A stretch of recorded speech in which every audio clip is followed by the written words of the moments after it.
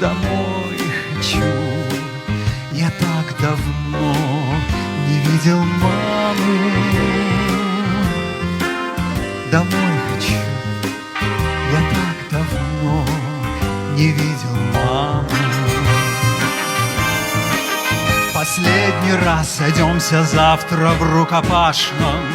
Последний раз отчизне сможем послужить, а за нее и помереть совсем не страшно. Хоть каждый все-таки надеется дожить. Еще немного, еще чуть-чуть. Последний бой, он трудный самый.